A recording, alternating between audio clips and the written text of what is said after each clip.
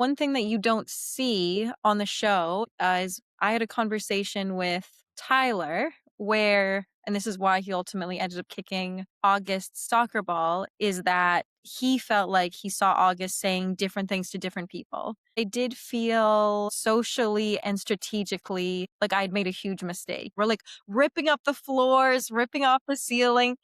We had like an hour phone calls that were like, give me the hidden immunity idol to get us all out. What's up, guys? It's Ava and Ivy, and today we have a very special guest on the podcast. We have the last girl standing from Beast Game Season 2. Welcome, Hannah. Hannah, say hi. Hi, thank you for having me. I'm very excited to spill the tea with you both. Yes, oh my gosh. I am so excited to hear about your perspective on the game. Obviously, we talked to you about it on the Ruck, but before we talk about the game, I guess give the audience a little bit of background about you and maybe some things that weren't highlighted on Beast Games that you want people to know, and maybe particularly why you were chosen to be on the Smart team. Yeah, so one huge thing that isn't really shown, which makes sense, it's not like really like technically smart, is that I'm also a professional dancer and living statue performance artist. So, like the characters that you see in like Times Square that are like painted as like a bronze statue or something, like that's like one of my other jobs. So if you ever see a statue like standing on the corner or something, it could be me technically. That's actually so cool though. I've never met anyone that's done that before, Yeah. and I just think that's such an interesting thing to like even get into. Like how did you start doing that actually? Yeah, well, and that's also why I was like, can we have an endurance challenge that doesn't involve hanging from a pole? Because if we had a Right. challenge that involved like, Right. standing with our arms up or something, like I would do so well at that. Yeah. But that might be more of a survivor challenge. But I actually went to a conservatory for dance for college. And so I actually like did dance and performance art before software engineering actually. And from there, it's just like you sort of get into that world and meet a lot of like dancers, actors, directors, and we all just sort of like you hear about different opportunities. And then, yeah, more of my smart thing is I'm a software engineer and work at a lot of startups as a tech lead and also many times the only female on my team. So That's kind of used good. to that situation. Representing the women. Yeah, it's super interesting to hear. I loved hearing about it on the Ruck too, and just like everything that you do. Very cool. And I love how Yeah. you're a woman of many talents, for real. But yeah, I guess to kind of start off our conversation regarding gameplay and stuff, we were just talking about it to the audience before we started recording, but Hannah just participated in like a fan made version of the challenge, which is super Mhm. cool. You do have kind of a background in like participating in fan made games and stuff like that. So why don't you tell us a little bit on how you got into that and how those experience maybe helped you in Beast Games ultimately? Yeah. So like there's this whole community of people who actually like run and play in fan made versions of reality games. So like I played in fan made versions of Survivor, Who is the Mole, and now the challenge because I just love like every aspect of it, like the competitions, making alliances and friendships. And I definitely don't enjoy lying to people, but I enjoy like the strategic aspect of figuring out like, oh, who are you really with? Who are we aligned with? Who do we like who betrayed you that we're going to get out? So like I love that aspect. And actually the way I got into that is actually a kind of funny story. I don't know if you're familiar with that show Squid Game season 2, the guy Eric who lied about having a kid and lied about it being his birthday. That's actually my ex-boyfriend. And he actually introduced me to like this world of games. Hannah, That is this like is so crazy. I I mean, I know. know you're gonna say the same thing yeah, because we're at the we same had thing. this revelation maybe a week ago. I don't even know, but I met Eric at a Squid Game watch party like back in, I don't, maybe January. And I interviewed him and like did an interview with him. And then we ran into him again at the Survivor 50 premiere party and talked to him. But at this point, like we had no idea you had any connection Yeah. to him. And then I Yeah. think Ivy put it together at some point. Or And we were like, yeah, what? I remember. Yeah, on the Ruck, you told me that, Hannah, and my mind was blown because I had just met him for the first time like less than a week before that in New York. So I was like, wait, that's crazy. Like That's the such a same small guy. world. Like that is so crazy. Yeah, and like I've never played a game like this before, but since he introduced me to that world, like other people you may have seen, like Melissa Miller, who was also in Squid Game with him, the one that eliminated him, like we played a Survivor game together. Oh, wow. and had a whole thing where we betrayed each other and had all sorts of fun in-game drama there. So Wait, it's I love wild, that. these connections. Yeah. That is, like, literally so fun, and I know exactly what you mean, and it's like, 'cause me and you talked about this in the rec. I did College Survivor, so I was, like, a little in that world. I haven't gotten as invested as you. After hearing your stories, I'm like, "Dang, I need to do that." Like, this sounds so fun. So that is, like, such a sick, like, thing that you do, and you travel around for that, right? Yeah, I've traveled, like, all around the country for it, and believe it or not, I actually feel like it is a good preparation for, like, these larger network shows because I feel like it's very similar, just at a smaller scale. Like, even on these shows, you Right. get there, you can't talk to other people, you're, like, on hard ice, as they call it, and the same thing, like, hurry up and wait. We're, like, waiting to do the challenge, we do the challenge, we stop, we have our results checked, like, okay, we have to wait and not talk to each other for a while. So, I feel like playing these really, like, helped me mentally prepare for, like, the waiting and the stress and, like, also, like, being lied to. Like, I didn't feel shocked or upset when people, like when I knew that people were lying to me or didn't really have my best interest.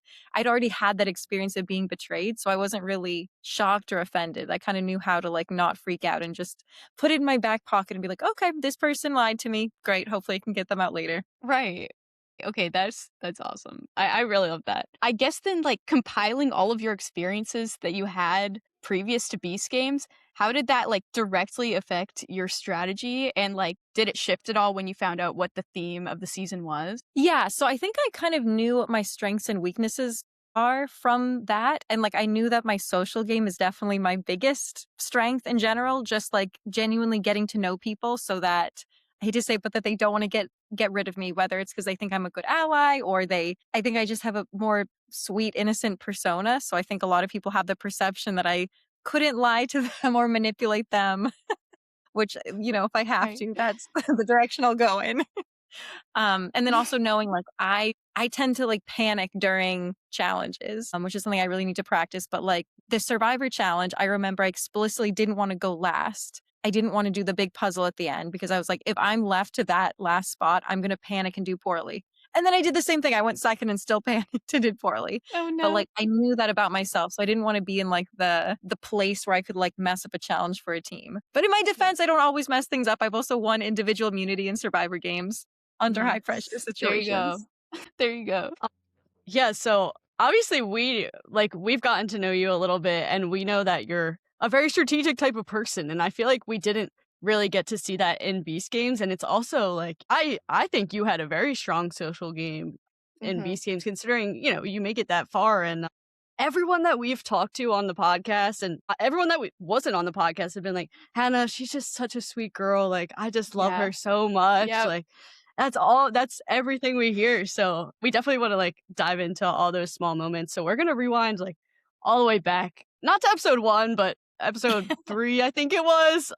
I guess you could call your first big moment of being chosen as captain for the captain bribe. Talking about that, did you expect to be the leader of your group, and how did you ultimately decide with your team of what was it, Jim, Monica, JC, you, and who else? Was there And another person? Katie. Oh, and Yeah, Katie, yes.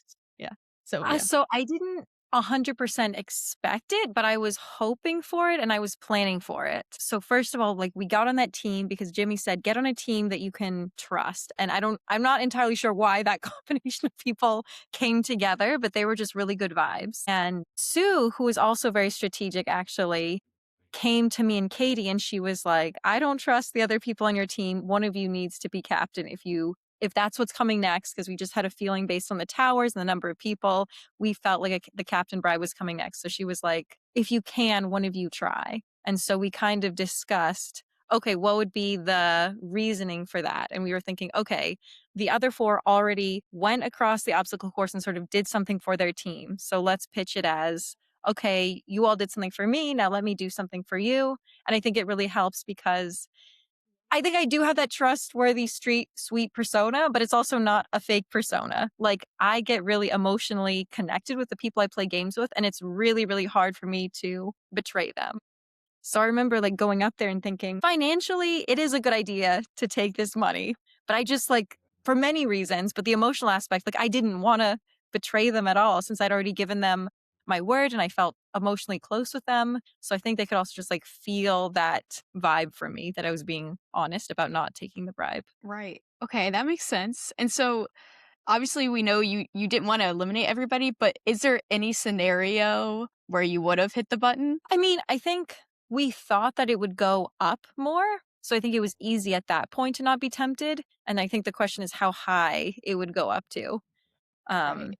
Because $1 million is an insane amount of money, not as like not even as insane as $2 million. So I think this is one of my downfalls. I think I'm willing to mess up my own game for other people. So I honestly truly believe like I would not have hit the button unless it's like the prize of the game, $5 million, which that's what we're playing for. Why would it ever go up for that amount? Mhm. But like I feel like I will screw myself over financially or in the game to help other people. So it's hard for me to imagine a world where I like actually do hit the button. Right. Mhm. Yeah, no, that makes sense. Like committing to actually doing it.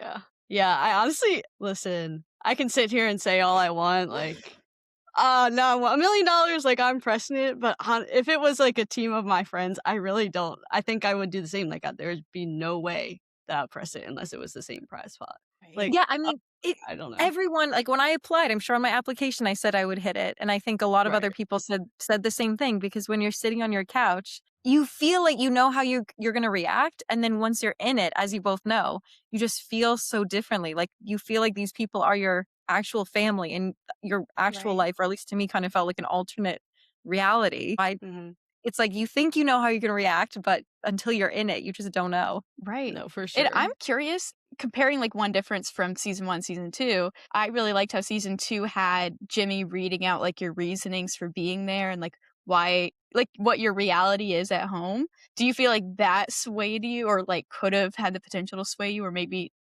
gave you a second thought when you didn't think you would have a second thought? Think that it could because it kind of takes you out of that world and reminds you, oh, right, I'm going to leave this experience and still have bills and Right. debts and friends and family to like help take care of. So I think that's why they read those to like try to help us. They wanted somebody to Right. hit the button. And same thing with the family visit. I think the money pull came right after the family visit because they wanted people to remember, like, oh, right, I have a husband or wife or kids. And like those people do come before the people in the game. For sure. So did what he read for you like make you think at all or you already like set? Honestly, I was very set. But Okay. I think it is the right tactic to get somebody to hit the button. I think I just get too emotionally invested in with people I'm playing with to, throw them under the bus like that. Yeah, for sure. Yeah, and so now I'm curious as to how the Captain Bribe kind of affected your position in the game, or if it did affect your position at all. Like when you didn't take the bribe, do you feel like there was a shift in dynamics? Were people more trusting of you, or did you kind of just feel like you were in the same position as before? Definitely felt like I was in a better position. I felt like there was definitely a lot more respect and trust because I think before then I kind of was just like, I wasn't really known or memorable. And now people are like, wow, congratulations, Hannah. Good job. You're Mhm. trustworthy. You did the right thing. You're just like Jeff, who's kind of like the epitome of the loyal player we have on Beast Games. And then like Jeff was also able to vouch for me because I think he saw me as a trustworthy, honest person.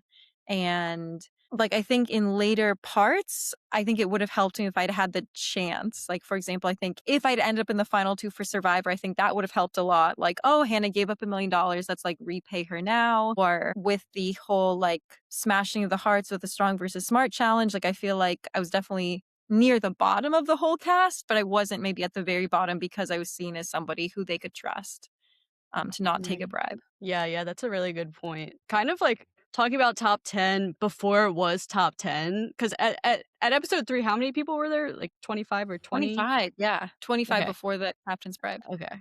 Okay, so at this point in the game, I'm just curious what your dynamic was with the top 10 contestants. Like, I know that, or it's portrayed that you're pretty close with Katie, but were you close with any of the other people in top 10 before top 10 became a thing? You know what I'm saying? Yeah, so I mean, there's definitely relationships that aren't really shown, which makes sense. There's so little time in the episode. Definitely my ride or die was Katie. I had like a kind of like a weird, funny relationship with Jim and Monica in that we were friends and friendly and we would talk about like video games and random things. if, maybe Jim was annoying Monica, she'd come to us and tell us things that she was annoyed about. Not annoyed, but, relationship things. But I didn't really feel like we had a strong strategic connection. Like I felt like I didn't think that Jim or Monica would intentionally get rid of me or screw me over, but I didn't feel like I could strategize with them because I was afraid if I said anything to them, like they would go to other people and say something, even if it was in their best interest to not say something. Who else is left at top 10? Nick and Auguste I actually had an interesting relationship with because we got kind of close on the island and I basically had never spoken to them before that. But from that experience, we had a lot of fun and got closer. So not that anything ever came of this ever, but like me, Auguste, Kady, and Nick had like a little mini like 4-person thing where like, okay, we'll look out for each other. Like I never thought they would put us over their guys Avengers alliance, but I was like, okay, I felt safe with Nick in power above certain other people that were there because of that relationship. And then like Corey, Brett, and Tyler, I felt like, or especially Corey and Tyler, I feel like they care a lot about sort of, I don't know, like they would always pull up a chair for me or open the door. Like they had very like fatherly, gentlemanly things. So I always felt like they like looked out for me. So it was a very like respectful, friendly relationship. Okay. Yeah, it's kind of giving like Joe from Survivor, like Corey and Tyler, like Yes. the Joe. Yes, exactly. It was definitely that. Yeah. So I guess I'm kind of curious to hear a little bit, obviously, about the Survivor episode and like how you kind of formed a deep, quote unquote, deeper relationship with Nick and Auguste. So Ivy, do you want to bring us into the Survivor episode and just like lay it out for us? Yeah. Yeah, like obviously, oh my gosh, I just can't wait to hear your thoughts on everything because as we know, you're a huge Survivor fan, we're huge Survivor fans. So, when did you officially find out you were going to the Survivor Island? Was it literally when you saw Jeff standing there? Yeah. So literally like on the way there, we obviously knew we were on a plane to Fiji. And I like me and Sue were like, oh my gosh, like Survivor 50 is filming right now. Like, what are the odds? And we're like, no, there's never been a crossover in the history of the world. There's no way. But it's so cool to be in Fiji while Survivor 50 is filming. And then I think on the little boat, I think Jimmy was like, all right, what does everybody see? And we're like, a camera crew? No. Palm trees? And we're making all these guesses. And he's getting like more and more frustrated, like, what is wrong with these people? And then I think Sue, you hear it. She goes like, oh my God, it's Jeff. And I see him and I like instantly start like crying and hyperventilating because as you said, I'm like Yeah. a huge Survivor fan and I can't even believe it. Right. Okay, so you have to tell us what was your interaction with Jeff like? It was amazing. One of the highlights of the entire show. I think at that point, and this is probably why I did so poorly in that challenge, is I kind of mentally checked out. I was like, I met Jeff Probst. I'm on Survivor Island. We're doing a Right. Survivor set with Sue. Like, I was not mentally locked in to win the island. I was mentally locked in to like be, yay, Survivor. Yeah. Like the moment we got off, he gave us all hugs. And then we also did these confessionals where he and Jimmy were like standing away and kind of watching us. And I think I was so emotional and he could tell that like he actually came over and like put his arm around me and was like, in the Jeff Probst way, like, so Hannah, I can tell this interaction means a lot for you. Like, tell us what Survivor means to you. And like you can hear his voice. And like I did my whole confessional with him talking to me. So again, and then I started telling him, I was like, and Noelle was here and there was that twisted like rope challenge and I was like not really saying anything coherently. I was like, Jeff, look, Noelle was here. She won that challenge from behind and Jesse was here and Sydney was here and Sammy was here and Jared Cerie's son was here. And like, I don't know if this was all new information, but he was like, oh, okay. Thanks for letting me know, Hannah. Wait, that is so That's wholesome. so cool. I love that. That is so sick. Yeah. And what you said about like, you like mentioned hearing his voice. It's funny because when me and Ivy were in New York, we went to Jimmy Fallon and Jeff Probst was on, and like hearing literally, we said to each other, we're like, hearing his voice in real life is so weird. Like, just like, Yeah. I couldn't imagine being on the island with him and him Oh my gosh. basically narrating your confessional. Like, that's so cool. That's just so cool. Yeah, That's so sick. incredible. That kind of like leads into my next question of like how you're just like so dumbfounded by everything that's going on. When you're comparing like the crossover episode to a real Survivor episode, when you were there, did you ever forget that you were on Beast Games and you like really felt like you were on Survivor with Jeff being there? Or like how was how was that, just taking it all in? Yeah, I definitely was kind of mentally checked out of Beast Games at that point. I think I was just fangirling over Survivor. Like, that was my main thought process. Like, oh my gosh, we're here on Survivor Island. Oh my gosh, we're going to a Ponderosa type place. Like, we're at the Survivor 49 tribal council and like touching all the things and like even seeing like the crew like filming us and like seeing how maybe they did it differently than Beast Games. Like, even that was so cool. Like, and it's weird seeing the show in person versus like on their TV, because like when you're in person, you're surrounded by a camera crew and tons of people. But when you watch the show, it's just you don't see any of that. So it's just very, very odd and like a weird experience. Was there Yeah, no, anything that that definitely like seems was there anything that cool. like kind of stood out where you were like, "Oh, this is a lot different than how I expected it to be," when living through that? I mean, yeah, just like the amount, like, well, okay, one thing that wasn't shocking, but might be shocking to people at home is that Jeff just says his lines in one take perfectly. Like, what you Oh. see on the show is what he was like. He would just be like, "All right, everybody," and he explained the full challenge, not messing up with no like pauses or ums or anything. Like, he's exactly the same. I don't understand how he does it. I mean, he's a professional, but it seems really challenging. Wow. Yeah. Yeah. I mean, I feel like that further proves like he's like the best host of like anything, feels like, you know? He's just so Are we good. are we allowed to say that? Yeah, wait, Jimmy, don't I come for know, I us. was like, "Wait, I Jimmy, didn't don't cover." Jimmy, I didn't mean it. I didn't mean it. You're 'Cause tied. You're no, 'cause tied. I was low-key about to throw a little bit of shade toward Jimmy, like, nothing against him at all, but he'll do multiple takes, and we will Yeah. stand there and watch him do multiple takes, which that's normal. Like, honestly, I think it's less normal that Jeff Probst can just say it for one take and roll with it, you know what I'm saying? But, Right. yeah, in Right. Beast Games, it's a lot different because you know, they say it multiple times, they're like, "Oh, well, let's change this, let's do that," and we're obviously witnessing all that in real time, so, yeah, there's definitely a huge difference there, but I think it just comes with Jeff having 20 plus years under his belt. So, Yeah. yeah, Yeah, Yeah. no. yeah. I mean, I would need many takes. I could not do what I couldn't do what either of them are doing. I'd be really Mhm. stressed out, so Me impressed by either. both. Yeah. Yeah. Yes, yes, impressed by both. Okay, so then I guess jumping into what we see later in the episode, I just want to ask you, like, I'm curious, going into tribal council, did you already know who you were planning to vote for, like if it was a vote, or did you go to tribal council with that still up in the air? And what ultimately swayed your opinion on who you were going to vote for? Yeah, so I went into tribal council feeling like I was gonna have a really difficult decision because the vibe watching, even they kind of told us not to talk and we were separated immediately afterwards. On like the little jury bench during the challenge, we were all kind of like, who do we vote for between these two? And there was kind of like a vibe for whatever reason. I got the sense that people were going to vote for Ian. And for me, JC was a much closer friend and ally in the game. So for me, I felt like my loyalty was for JC, and that's who I personally wanted to vote for. But the problem is, it's not the end of the game like in Survivor, it's the middle of the game. So for me, I'm thinking, how do I vote strategically that's going to be the most helpful for myself? I'm at the end of the day not at this point because it's not the end of the game. I need to prioritize that and my game. So I emotionally wanted to vote for JC and I knew he was going to be upset, which he was, as you see when he runs around and says afterwards, like, those people, I thought they were going to vote for me and they didn't. Again, not that I was against Ian, I just didn't really know him outside of the island. And I didn't feel like he was a close ally of mine. And when he said, well, if you all vote for me and keep me, I'll do my best to keep you safe. And I was like, well, I don't think I'm at the top of that.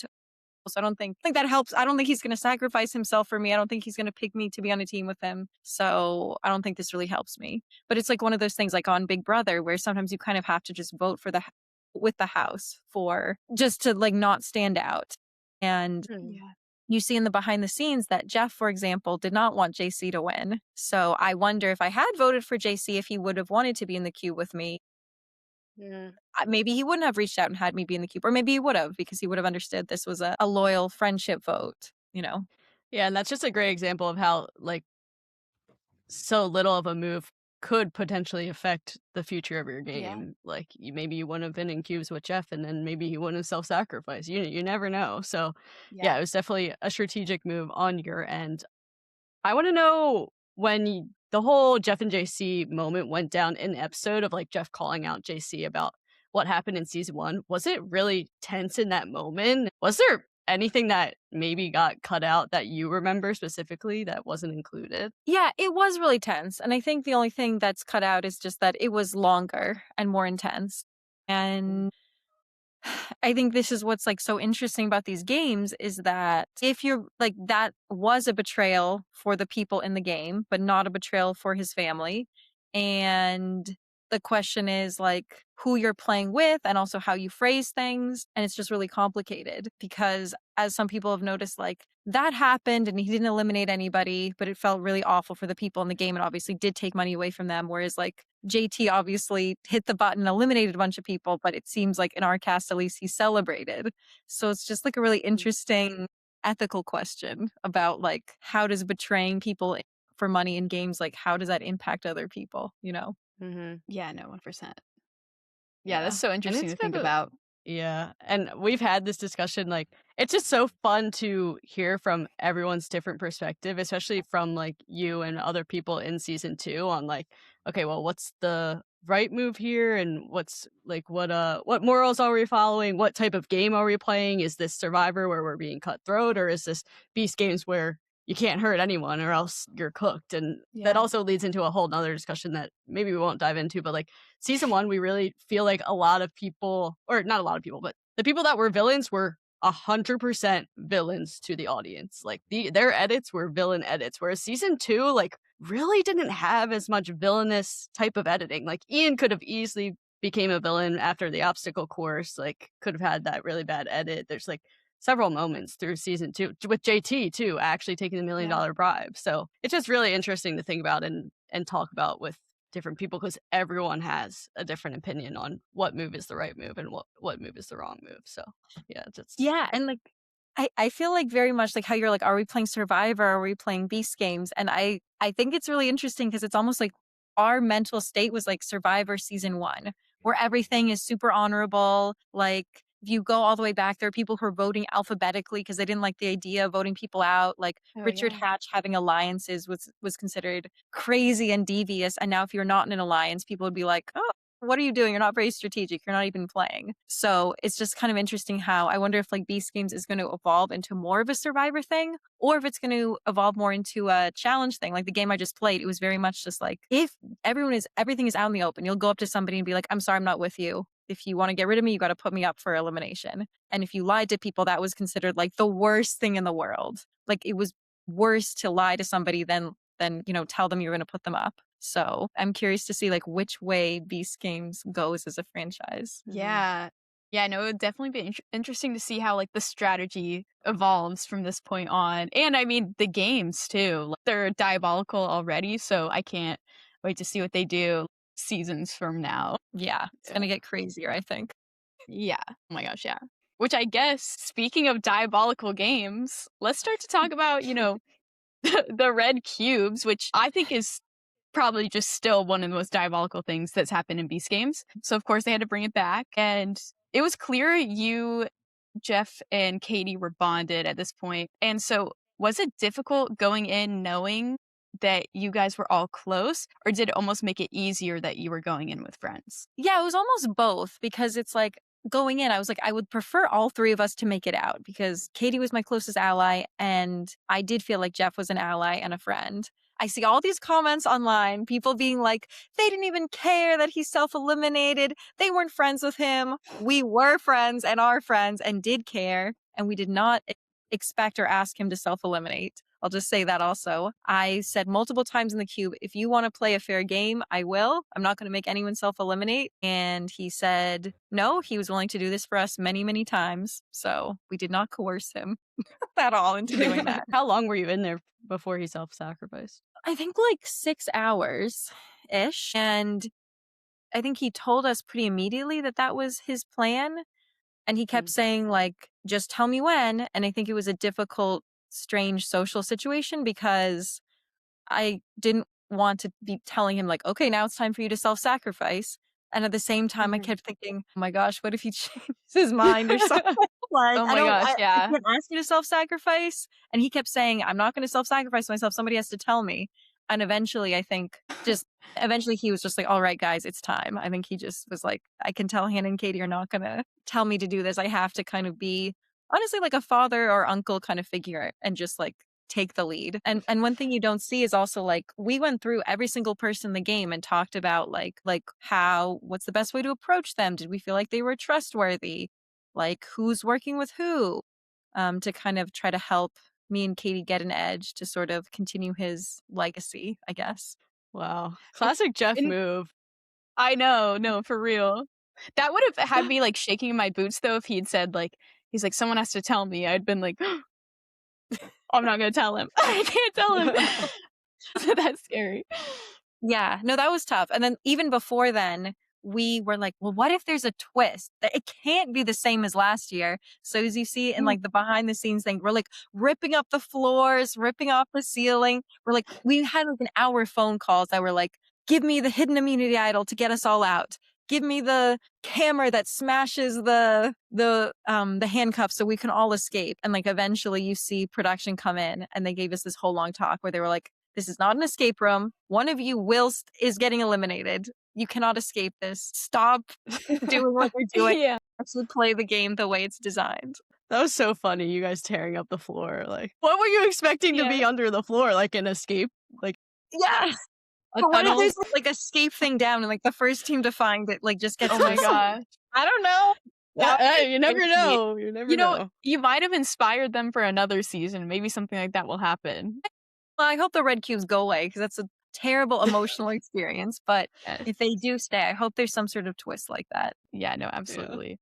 And there was one thing you mentioned on the ruck that I thought was so funny that and I want you to tell it again because in the edit when Jeff's giving like you guys advice, it looks like you and Kady are taking notes. And I remember watching that and I was like, wait, that's so funny. They're like writing down what he's saying. But can you tell what like the reality of that was? Because it was so hilarious to me. I think it was that they gave us menus of things that we were allowed to order. And I'm not sure why we're Yeah, right. sitting there holding them, but I don't think we're taking notes. I think we're Because just I holding was the like, menus. I just remember seeing that and I thought you had like a clipboard with like paper, like lined paper or something. Because it's like, it was like pretty quick, but I was like, that's crazy. But it was just a menu. Just a Yep. menu. I mean, we would have been taking notes if we had thought to ask for paper and pencil. Right. Other question for Red Cubes. Did you get anything like cool that we didn't get to see, or did you ask for anything that you didn't get? The thing that I really wanted that I didn't get was I wanted to get a tattoo in there. And I wanted Jimmy to draw a little 3D cube and then have the tattoo artist tattoo that, like just like a really small tattoo. Because like Oh, how right. cool would I it be remember you bringing that up. yeah, to have like a Mr. Beast cube gotten in the cubes in Beast games. Yeah, that's that such would a have good been so idea. sick. That would But have been no. too good. But no, didn't get that. Nope, sadly. Maybe next time, if there's ever a next time. Yeah. If there's a next time, I'll be like, I am not leaving until I get this Right. tattoo. There you go. That's the new strategy. I'm not Yeah. leaving. Speaking of like challenges, let's talk about another challenge that is pretty diabolical and I think you got the worst of. So being buried alive. Okay. Let's talk about it. So being the last person dug up, how long were you buried alive for? And did you ever have a moment in there where you started to panic? Yeah, so I don't know exactly how long, but like I feel like we were buried around midnight or around then when it was like pitch black. And when I got dug up, it's like fully bright and day out. So I don't know for sure, but I guess you can do the math and that's like a long time. And then I didn't feel claustrophobic, but I did feel socially and strategically like I'd made a huge mistake. Because basically what you see before we go in is that we have to stand up behind a captain. And my mental state was, we don't know what challenge this is.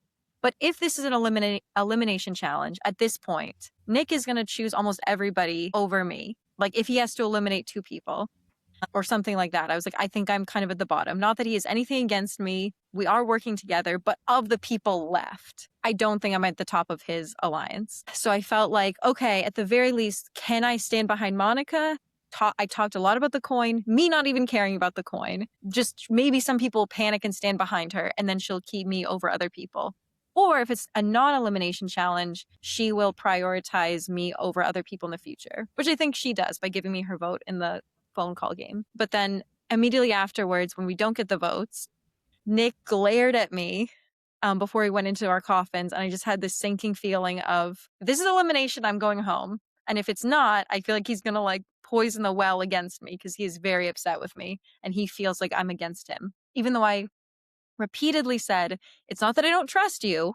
It's that I want to give Monica, our other captain, some love because she also saved both of us. And so I think you both deserve some, I don't know, some kudos for what you did. But Right.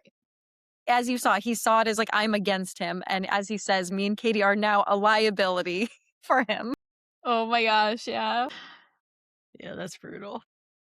Yeah. So and so Nick ended up being captain and you ended up being one of the last chosen, as Yep.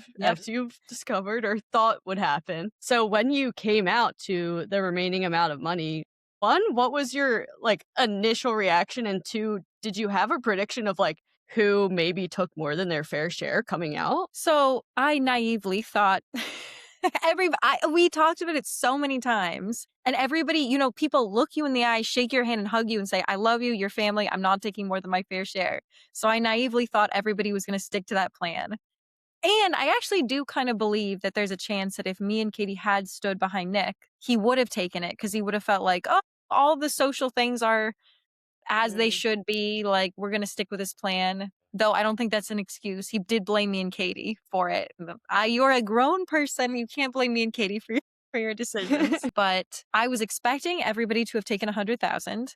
But I was hoping that some people took more than their fair share because, again, strategically, that means some people are going to be mad at other people that aren't me. So the moment I saw 63,000, I actually felt relieved because I was like, no matter what happened, I feel like Nick is going to be more mad at somebody else than me, or other people were mad at Nick and Brett. So I had no idea who did it. I was just thankful that somebody did it. Right. Yeah, the heat's off you. Yes, because I think some people play, like, we all play these games for different reasons. Some people are playing to go home with money, and I didn't, of course, I would love to make money. I do not have $1 million, but I'm playing to win. I'm not playing for money, you know? Like, I would rather go Right. home in second place than where JT went home with $1 million, because that's my goal to get as far as possible. So I was like, whatever, 63,000, I'll make that back when I win the 5 million. Right. Yeah. Right. Yeah. If you So- come in with that mindset, you gotta stick with it the whole way through. Yes, for sure. And that's why I do feel like people should decide, what are you playing for? Like, I feel like Jim is playing to be a big character, and I would assume, you know, like, end up with a big social media following afterwards, which can make you a ton of money. You know, so like JT is playing to go home with something, and then I'm playing to win regardless.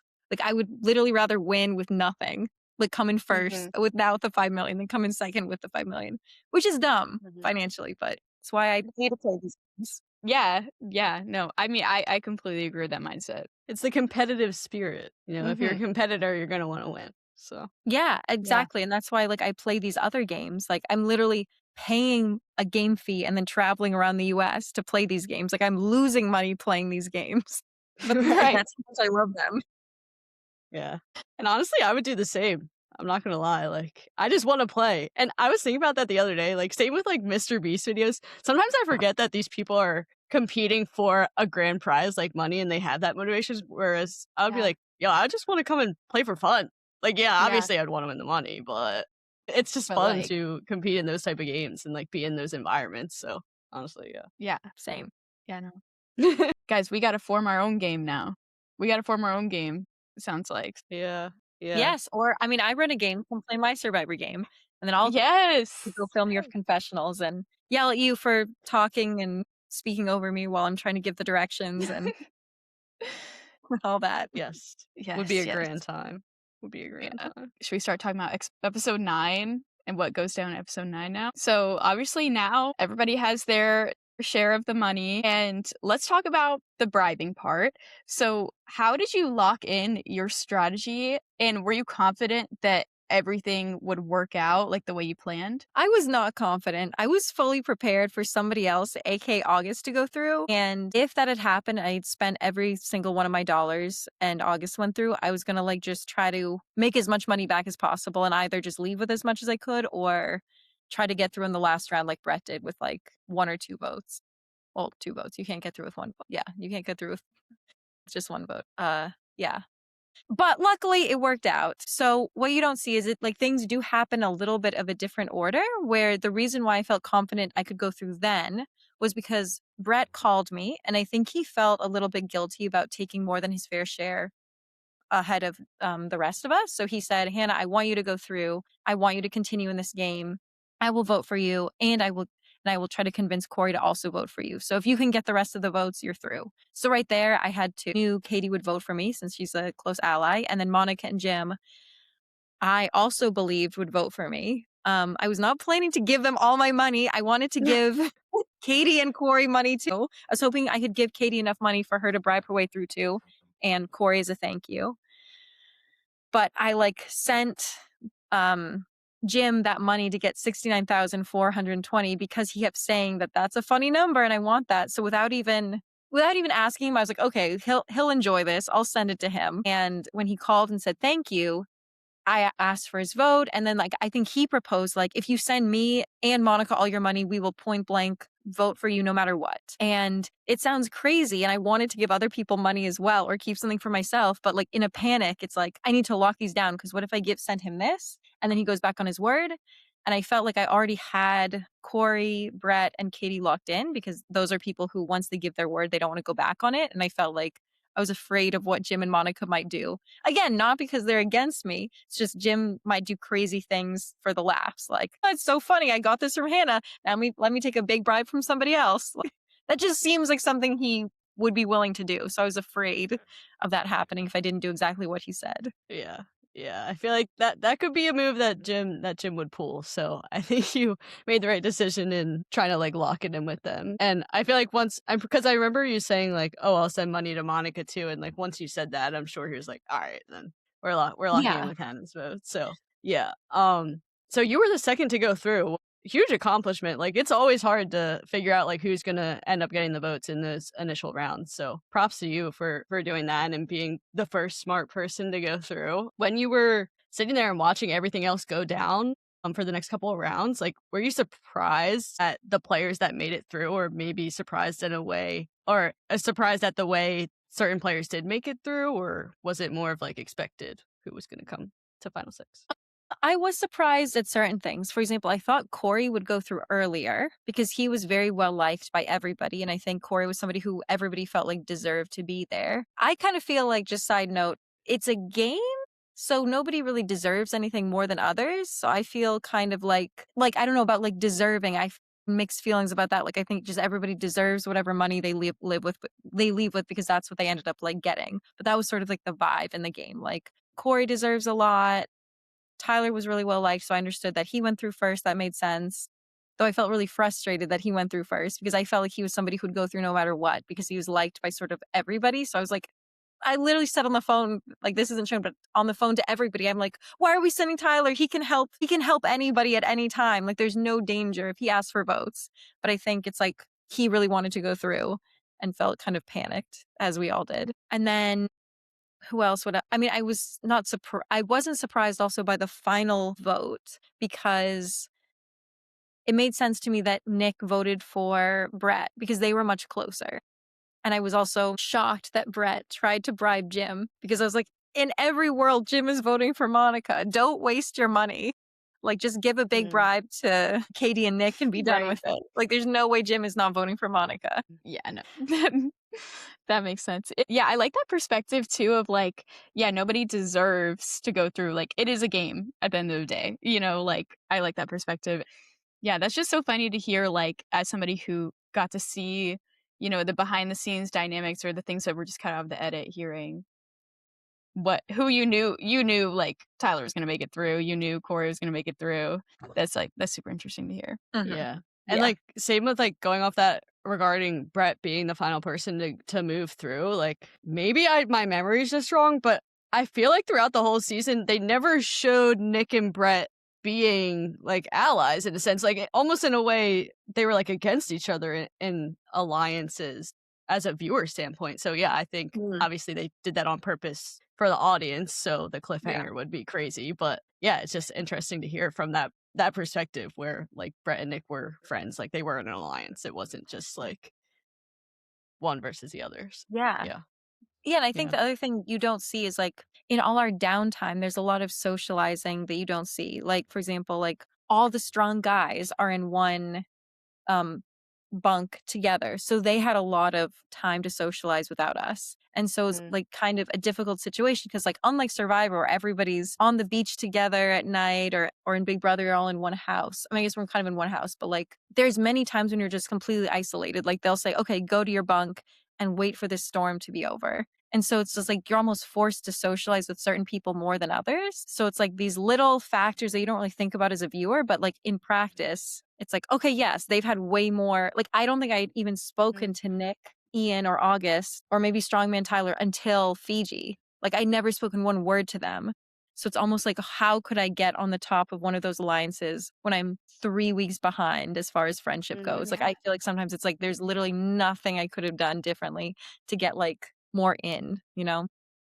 Right. Yeah. So going into the finale, were you nervous, like knowing the fact that most of the guys had an alliance with each other? Did you feel like kind of like the odd one out in a way? So, as always, it's a mix because I mean, one thing that you don't see on the show, with is I had a conversation with Tyler where, and this is why he ultimately ended up kicking Auguste's soccer ball, is that he felt like he saw August saying different things to different people. For example, like after the money pull situation and Nick took more than his 100,000, August would say to Nick, like, don't worry about it, you're good. And then he would say to us without Nick, like, he's toast, he's not getting through. And I think Tyler saw that mismatch of words and he was afraid, like, okay, if you can say this about your best friend, what are you saying about me and other people? And that made him very distrustful of August. So going into the soccer challenge, I think beforehand, me, Tyler, Corey, and Brett had a conversation where we said, all right, let's us four work together against the other two. So actually going into that challenge, I actually was more optimistic than the way it ended up. The moment I saw that it was a challenge where two people had to be eliminated, in my head, I was like, oh, perfect. Okay, I'm definitely going through. And then when Oh Tyler started wow. kicking at me, and Brett started kicking at me, I was like, wait, what happened? I thought we had an No. agreement. What happened to us four against those two? And obviously it's like there's other things, other friendships going on. They're right next to each other. Like what it's really scary to kick at somebody that's right next to you. What if they kick at you? And so I think everybody's like self-preservation mode like went in, which is again like I think why I'm like such like a social player. Whereas if this was Survivor, I think I could have very easily gone through. I think we would have stuck together. And same thing for the next challenge to jump ahead. If I can go and talk to people privately, I'm more likely to be able to Right. convince them, oh, maybe don't work with this person. They've said this about you. But in this big like open challenge setting, it's hard to convince people to do different things, you know? Yeah. Yeah, for sure. Because you're talking in front of everyone. So it's like you can't secretly say something to someone. So yeah, that's kind of crazy. So when you were initially targeted in the like kicking challenge, who started it to go towards you?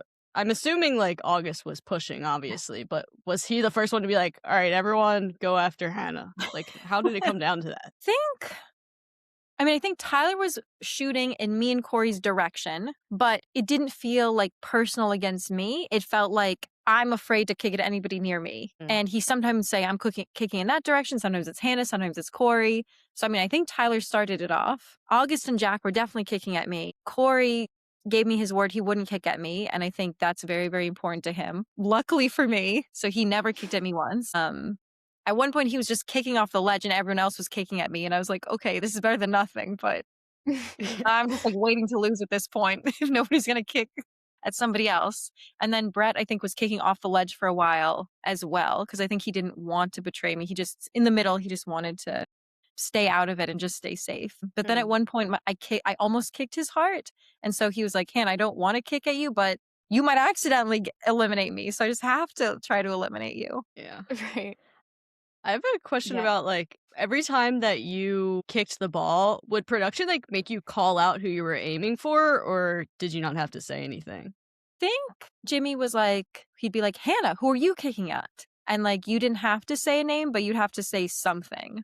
Okay. Like I would say, oh, in that direction. And then he would make comments like, that direction. It looks like it went straight at Jack's heart. So they would provide their own commentary.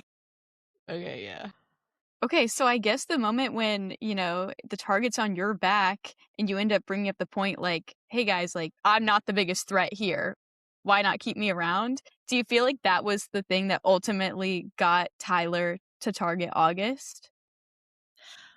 I believe it was one of the things that helped push him over the edge. I know that he felt bad and like between every round everybody just kept saying like, "Hannah, it's not personal. It's not against you. It's just you're over there or I have closer ties with somebody else." And it's just I think it's hard like that challenge took way longer than what you see and I think it was emotionally hard because you're kind of just kicking somebody over and over again when they're down. And even if you think it's the right thing for your game, it doesn't feel good. It didn't feel like a fair fight. But I wasn't offended on a strategic level. I was like, if this is better for your game, go for it. But I also felt like this might not be better for your game. What if it is? If it was just a purely hanging challenge next, I would have been eliminated because I would have done the worst. Or again, the next challenge did kind of turn into a social challenge because everybody else worked together. So I think it did behoove them to keep me because I was somebody who was kind of alone at that point, and also because I have since again, emotionally, it's like hard for me to if somebody hasn't done something against me, it's hard for me to go after them. So I guess when we get to the final four challenge, I can talk about that. But I almost felt like I owed all of them for a different reason.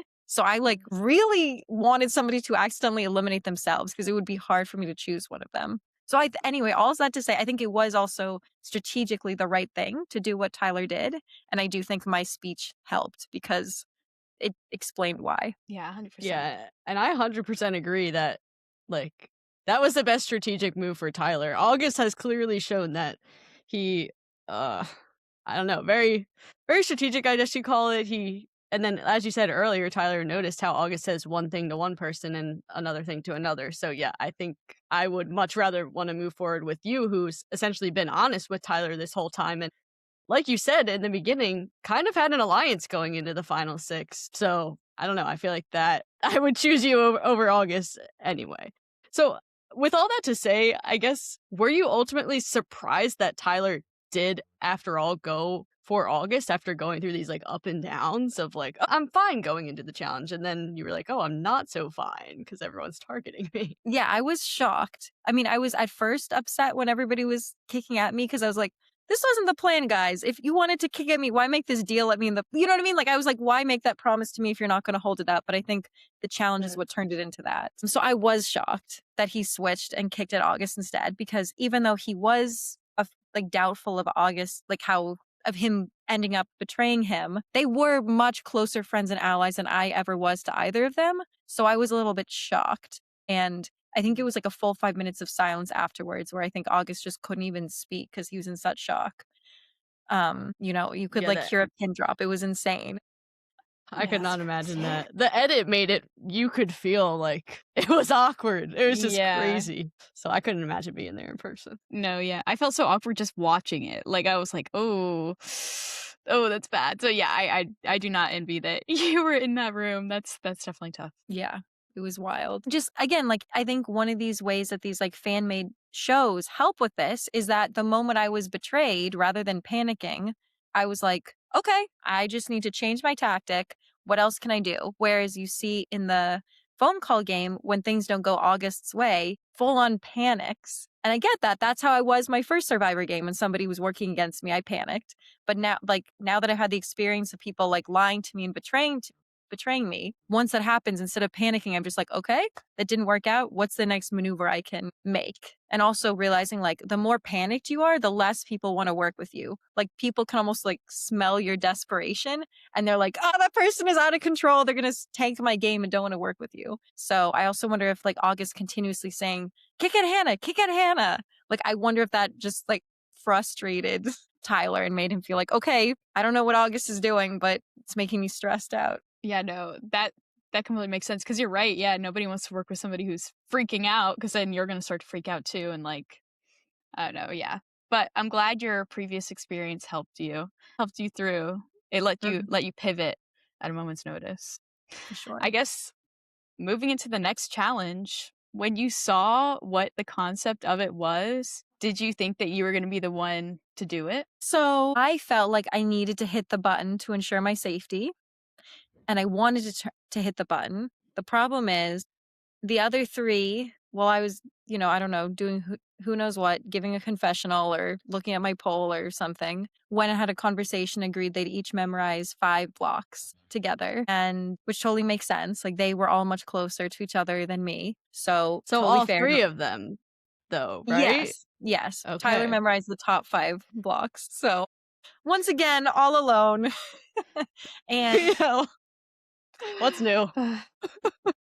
and I think this is where I think I kind of mentally checked out a little bit. I remember after the soccer challenge and we saw our like 3D holograms, I was in a very bad emotional state. I think I just felt like the soccer challenge was hard emotionally to have them kicking at me for so long. And even though I knew strategically it wasn't anything against me personally, it made me feel really bad. And I was not mentally like locked in the game. I think if I had had a night to sleep and then come back, I think I could have memorized faster. Or what I also should have done in retrospect is go to Corey and Brett, who are right next to me, and just say, look, let's 3 work together, try to memorize some number. I'm going to memorize as many as I can. I'll go up there and either I'm going to accidentally eliminate myself if I get it wrong, or if I get it right with your help, I'll eliminate Tyler. However, that's where my emotional situation comes in. I remember thinking I should make a deal with them, but Tyler just kicked at August's soccer ball, so I don't want to eliminate him. Corey was never kicking at me. I don't want to eliminate him. And yes, Brett was kicking at me before, but I felt like he was the one in the phone call game that called and said, Hannah, I will get you through. I'm with you. So I also felt like I didn't want to eliminate him. So I like was in this like weird emotional conundrum where I just like couldn't, I don't know. It was like hard. I was just not mentally locked in. It's really hard for me to separate my emotions from like strategic things. And I wish I'd done any of those things or like hit the button faster, but what can you do now? Yeah. Right. Yeah, for real. Yeah. And what was it? 15 blocks? 15 Yeah, I think it was blocks total? 16. Yeah. 16 Oh, blocks. wow. That is so hard to do. Yeah, that and is yeah, crazy. obviously the best strategic move is to split it up, which isn't that what you did in episode 1? You like had a group memorize it. So yeah. Yes. Yeah. Okay. And I wish I had tried to make a deal or like I was so close. Like I actually was like trying to memorize as fast as I could. And I think I was like seconds away from hitting it, but Brett hit it first. And I was also afraid of making a deal and then having them lie to me about what the blocks were because I knew that the social situation was I was on the bottom of that 4. So even if somebody agreed to work with me, I just wondered if they wouldn't tell me or they would tell me the wrong thing. And then I would just be kicking myself for going up there and not knowing it. Yeah. Yeah, that's actually a good perspective to have. Like, even if you did go up, there's a chance that they would have just tried to, like, mess you up anyway. So, yeah, good mindset Yeah. to have. It's always Yeah, hard and to look back on, like, your final moments of the game. Yeah. And that's also why it's like, if you could talk privately with people, it might be easier, you know? Like if it was a private situation, I could have gone to Tyler and be like, hey, I don't think you should give him the top blocks for X, Y, and X, Y, and Z reasons. Right. But like, I can't say in front of everybody, Tyler, don't do it. And then Brett would be like, no, Brett, I got you. If I get it, I'm eliminating Hannah. Don't worry. Like, I feel like there's literally nothing I can do at that point. Yeah. I saw that it was all correct. And even if people were like, why didn't you tell him other blocks to mess him up? Because the other people who knew them would have said, nope, those are right. Hannah's trying to mess you up to eliminate you. And that would give him even more of a reason to eliminate me. Right. You know, I was like, I Did you don't know what I can do here. Yeah, no. I mean, did you say anything to him while he was stacking it, or did you just let it happen as it was going to happen? I like the ones that I knew, I like confirmed. I don't know what I don't know if I thought maybe there's a chance he wouldn't eliminate me, but I was like, oh yes, that one's blue. Yep, that one's yellow. Like I confirmed the ones as like, I don't know what I thought. Maybe You're just helping him. Yeah. I was like, just helping him know it. Cause I could see the writing on the wall. So I was like, I don't know. Like, I don't know. It's like, you're not thinking logically. I think the only thing I could have done is made a deal and hit the button myself. Like, I don't think anything I said at that point would have made any difference. And then he went down the line and Jimmy said like, you know, Hannah, there's something you can say now that could convince him not to eliminate you. And I genuinely think there's nothing I could have verbally said at that point. Like, I just don't think there is. I think I had to make different decisions going into it. Yeah. And it's like, I mean, you're at the end of the game. Like, it's not like you can make a promise and be like, hey, I got your back. Like, for the like, no. You have nothing to offer at that point. So, yeah, it's just that situation. Yeah. And we don't know what the next challenge is, but I think we were guessing, oh, what if it's the same as last season? It doesn't really matter who you go with at that point. Mhm. Yeah. You know, somebody's going to take a bribe, and then something like the final two, it's like they're not going to have just a physical or a mental challenge for the end. Right. Yeah. So I just felt like there was no pull. Like again, in Survivor, you can give a pitch like, "Hey, I know these people are much closer with you strategically, but you can beat me in the final tribal council. I don't have these people's votes in the jury. If you want to win, you need to take me." There's no pitch like that I can give. Yeah. It's just like, please take me. I want to. I Yeah. want to get further. Yeah. Yeah. So you knew 100% that Brett was gonna pick you at this point? I Like, I believed it. So the moment he hit the button, I was like, "Oh no, this is bad for me." And then Mr. Beast actually asked me, "Hannah, who would you have eliminated?" And I was like, "Brett." So we were like, "Okay." We You're made like, the well, right yeah. decision for each other. yeah. Dang. Yeah, I mean, wow. I guess that kind of brings you to the end of your game, I know. unfortunately, but I'm glad we kind of got to recap your entire experience on this podcast. So, yeah. Yeah, no, I Yeah. love this. And one other like little tiny side note about right after I was eliminated is I started getting really scared about falling into the pit. Mm. Just because I am a little bit afraid of heights, or probably very afraid of heights. And so I like started crying and panicking, and like, even though people are like, "Hannah, are you doing okay? You were eliminated." I'm just like, "Can the safety person come and tell me how to fall? I need to practice." Like, I was freaking out that they'd suddenly drop me. And then Tyler actually asked production, "Can I fall like before or with Hannah to show her it's okay? Like, it's safe to Oh. fall and like do it in solidarity." And they said, "No, you're not eliminated from the game. Drop with Hannah." Yeah. But like, just the fact that he offered that was just like very, very sweet, that he was like Yeah. kind of concerned about like my mental well-being. So that made me even more Yeah. happy that he won, because he offered to Right. help way. Yeah, no, that's so kind. Dang, that would have been a cool thing to see in the behind the scenes. I wish they included that. Yeah. A lot of really cool behind the scenes things. Like, obviously they only have a limited amount of time, but there's like so many sweet moments like that that's like you don't see. Like, I feel like you just see us as like characters that are like heroes or villains or this or that, but like we all have these really complex, interesting relationships and personalities. So it's cool that we get to do podcasts like this to like talk more about it and show our personalities. And that's why we Well, started it after all, anyway. You know, a yeah, podcast. yeah, Just like literally. people to share their stories. And it started with us sharing our stories. So it's just fun to hear from everyone. And so I guess like looking at the overall of your game, first I want to ask you, was there anything you regret or wish you had done differently, like looking back? The two main things that I regret is, if you rewind all the way to Survivor Island, I wish I'd done the table maze versus the puzzle that I did. Again, I just want to say for the record, I had the right numbers. I just had them in the wrong order, and then I Yes. panicked. Whereas looking back at the table maze, once again, I've done table mazes like that in my fake Survivor games, and I was just afraid to go next to last. So I Mm. wish I had gone with the skill that I felt confident with, instead of just not wanting to be last. And then I wish I had just hit the button sooner in the final four and relied on myself, because I think I had it, but I just kept reviewing it because I was like, what if I don't know? What if I don't want it? What if I don't know it? And what if somebody had helped me? Like, I would have rather like taken things into my own hands, you know? But other than that, I don't really feel like I could have or should have done things super differently. Like, I feel very happy and proud of everything else. Yeah. As you should be. Yeah, that's As great. you should Yeah. be. You literally placed 4th place in Yeah, Feast no, like games. Like, that's it's crazy to even think crazy. about. Crazy. But yeah, I guess like kind of going back to talking about little BTS moments, do you have like a favorite memory or behind the scenes moment that you want to share to the audience? Well, my first interaction with Nick actually was very sweet. I had basically never spoken to him ever in the game, in the city, partially purposely because he seemed very scary to me. Like, he was big and like always looked angry, and like if he was joking around, it wasn't with me. So when I saw that he was going to the island, I actually felt really disappointed. So I was like, "Oh no, I don't know this guy." And Wait, then we that's ended funny. up sitting like right next to each other on the way to Fiji. And he turned to me and he was like, "Hey, just so you know, I'm really afraid of flying. Like, I don't know what to do. What if something happens to the plane?" And that just made me Oh, realize, like, oh, he's just a regular person with like his own fears. And we just like talked, and I tried to like distract him, and we like looked at the movies together and figured out like, oh, what movies should we watch?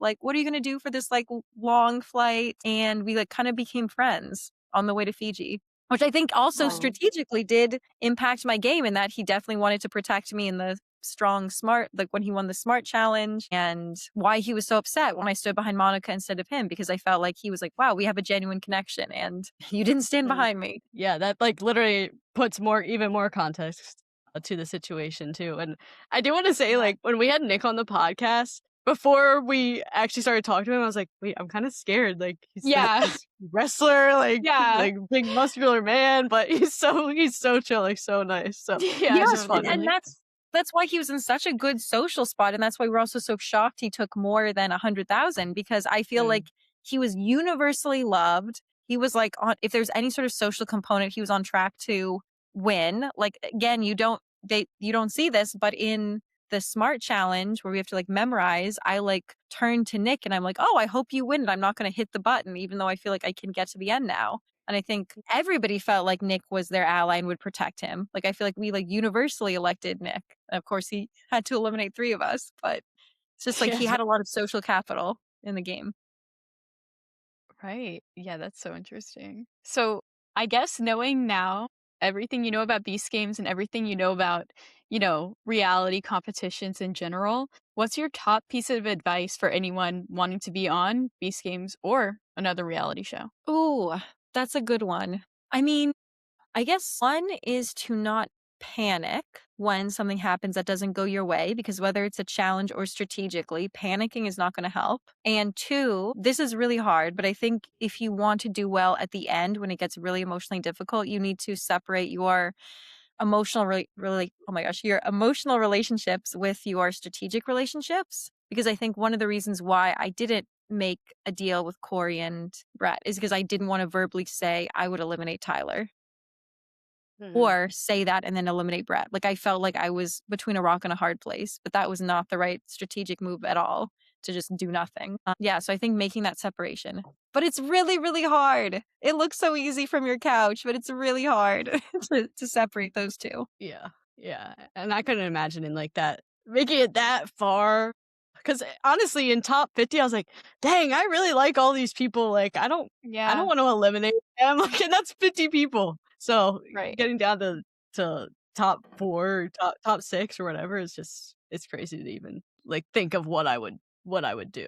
I could say something that I think I would do, and then I would probably do the complete opposite. So yeah. Yeah. But yeah, I mean, that's kind of like our final question, how we wrap out every podcast.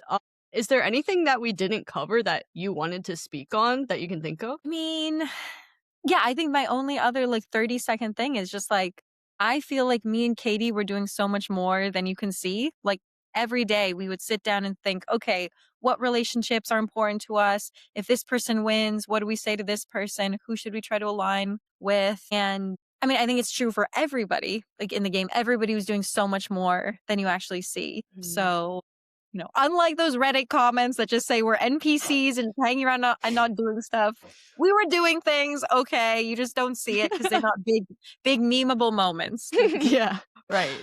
Here's the thing. There were some louder people. There were some louder people that just got more screen time. But hey, we know all the stuff you did behind the scenes, and now everyone else knows. Everyone else knows from listening to this podcast. So yeah. And that's one thing I do want to say. Like, I really do wish we did see you and Katie more on the screen, especially being like the 2 final girls in Beast Games. And I think personally, that's just such a cool dynamic to kind of focus on. Like, you're surrounded by all these masculine, like muscular men and women with Yeah. Monica as well. But like, I just would have wanted to see your perspective a little bit more in the series and seeing how you were navigating these relationships and these allies that were essentially like keeping you quote unquote left out. So I don't know. Just think that would be a cool thing to see. But maybe they'll take that feedback for future seasons. Who knows? Yeah.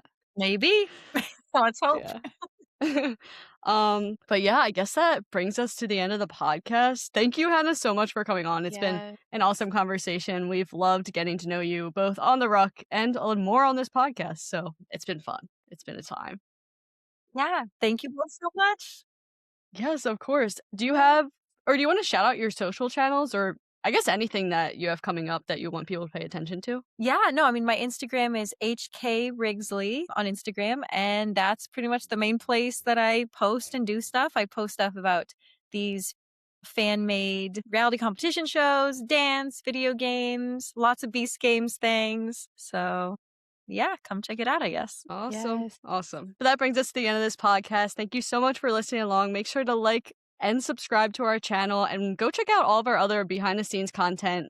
We went on set of Beast Game Season 2. We cover Survivor as well, and we have a ton of interviews with other Beast Game Season 2 contestants. So go check that out. But other than that, that's all we have. Yeah.